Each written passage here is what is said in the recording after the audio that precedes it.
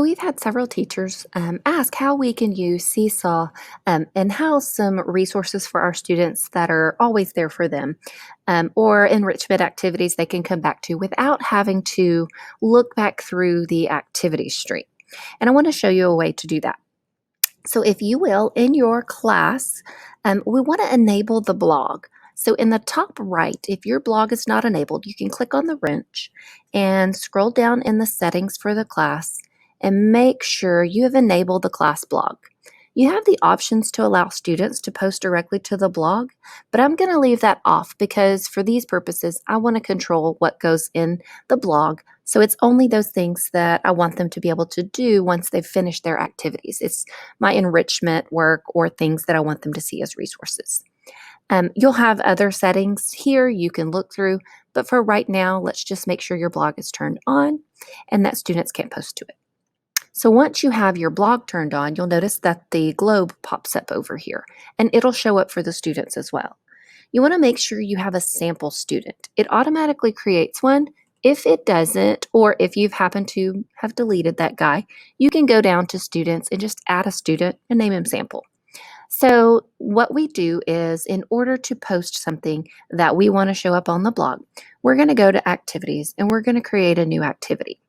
And when you do that, what I did was I simply went and found one of the like Bitmoji classroom walls. You could do a choice board. It could be whatever you want them to have those choices for. And when you are in here and you build this, you're going to go in and in the background, you're going to add links to things that you would want them to do. And so I had linked, on games, we linked some typing games. We put a Bitmoji over here and have a little calming space where this was a little digital calming area. We could have links to the books. This one will read to you. It might be math stations. It might be extra reading activities. So whatever it is you would want, you'll simply create those links on that wall for those students.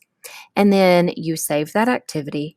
And when we get ready to assign it, when we assign this activity, we're going to select this, but we're going to edit the students. Take it away from everybody except your sample student. So only assign it to that guy. And give it a check and say assign.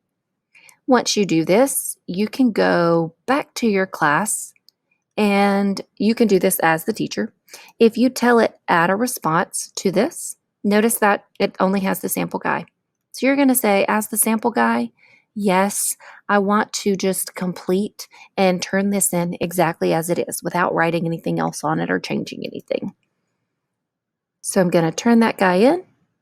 And as the teacher, you will notice once you have turned on the blog, all of the student assignments as they're posted will have the little option to publish it to the blog right here with the little globe. When you click that, it's going to tell you, do you want to publish that to the blog? You can publish it. I've already published this, but you will notice now for the students as well as for you, when they come to the blog setting, they will see that activity there, and they can simply click on this if they finish their work quickly. If they need extra practice doing things, this can be an option for them. So they'll click it and they can simply click on whatever it is that you wanted them to have the option to do in that enrichment activity. So hopefully that helps, and it's one way of utilizing the blog as kind of a landing page and a resource page as the teacher in Seesaw.